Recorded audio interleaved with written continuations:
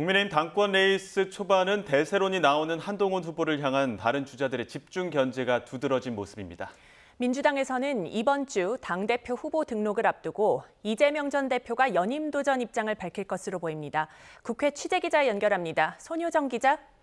네, 국회입니다. 먼저 국민의힘 당권 경쟁 상황부터 전해주시죠. 네, 현재 국민의힘 당권 경쟁은 한동훈 후보 대 나경원, 원희룡, 윤상현 후보, 즉 1대3 구도로 전개되는 분위기입니다. 세 후보는 윤석열 대통령과 한 후보 간 갈등설을 부각하며 대신의 정치로 몰아세우는 데 집중하고 있습니다. 최근 일부 여론조사에서 선두를 달리고 있는 한 후보를 향해 다른 경쟁자들이 협공에 나선 것으로 풀이됩니다. 특히 원희룡 후보는 조금 전 기자들과 만나 한 후보에게는 소통과 신뢰, 경험이 없다고 직격하며 거듭 한 후보를 종조준했습니다.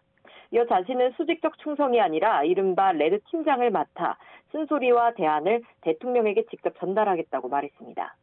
한동훈 캠프 정광재 대변인은 오후에 기자회견을 여는데 주제를 협박과 분열의 정치에 대한 입장으로 예고해 어떤 메시지가 나올지 주목됩니다. 일단 한 후보는 배신하지 말아야 할 대상은 대한민국과 국민뿐이라고 반박하며 정면 돌파 기조를 굽히지 않고 있습니다. 오늘 나경원 후보는 종로와 남양주, 포천 등 수도권을 돌며 당심 잡기 강행군에 나서고 윤상현 후보는 부산 일정과 국회 청년정책 간담회에 공을 들입니다. 이런 가운데 민주당은 이번 주 당대표와 최고위원 후보 등록을 접수하며 본격적인 전당대회 체제로 접어들 전망입니다. 최근 대표직 사퇴 뒤 향후 전국 구상에 나선 이재명 전 대표도 민생과 안보 두 가지 축으로 메시지를 준비하고 있는데요. 이번 주 연임 관련 입장을 밝힐 것으로 보입니다. 출마설이 불거진 김두관 전 의원을 제외하고 다른 경쟁자가 나오지 않는 상황에서 여전히 이 전 대표 연임이 기정사실로 받아들여지고 있습니다. 최고위원 후보군이 10명이 넘어가며 경쟁이 치열해지고 있지만 모두 이 전 대표와 가까운 친명 게임을 자처하고 있어 전당대회 흥행에 대한 당내 고민은 계속될 것으로 보입니다. 네, 오늘은 정부와 대통령실 그리고 여당 관계자가 모이는 고위 당정 협의회도 열렸죠. 네, 정부와 대통령실, 국민의힘, 총리 공관에서 회의를 열고 화성화재 수습책과 하반기 경제정책 방향 등을 논의했습니다. 당정은 재난피해자 통합지원센터를 통해 화성화재 피해자와 유족을 밀착 지원하고 심리치료와 신속한 산재보험금 지급을 약속했습니다.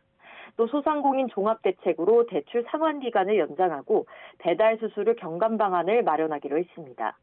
오늘 회의엔 황우여 비대위원장과 추경호 원내대표, 한덕수 국무총리와 정진석 대통령 비서실장 등이 참석했는데 회의 시작 전 모두 발언에선 일제히 야당의 국회 운영을 두고 날을 세웠습니다.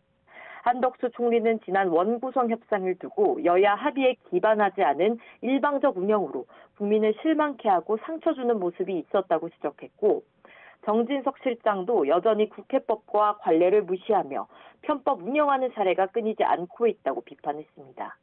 이에 민주당 강유종 원내대변인은 기자들과 만나 대통령 거부권 남발로 지난 총선에서 처음으로 야당 과반 의석이 만들어졌다며 수적 열세와 실력 부족 상황을 해결하려면 원내의 문제는 원내에 맡기라고 맞받았습니다. 이런 가운데 이번 주 국회에선 대정부 질문을 위한 본회의가 잇따라 열리는데 여야는 전방위적인 충돌을 예고하고 있습니다. 민주당 원내 지도부는 정치, 외교, 사회 등 각 분야별 현안을 점검하고 있는데 최상병 순직 사건 수사 외압 의혹과 김건희 여사 명품 가방 수수 의혹 등이 주요 질의 포인트가 될 전망입니다. 물론 최근 상임위에 복귀한 국민의힘의 방어 전략도 주목됩니다.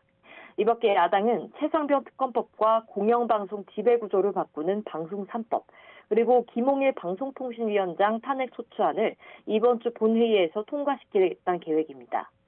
다만 여당은 입법 독주라며 강하게 반발하고 있는 만큼 법안 상정권을 쥔 우원식 국회의장이 민주당의 손을 들어줄지 아니면 여야 협의를 더 촉구할지도 관전 포인트입니다. 지금까지 국회에서 전해드렸습니다.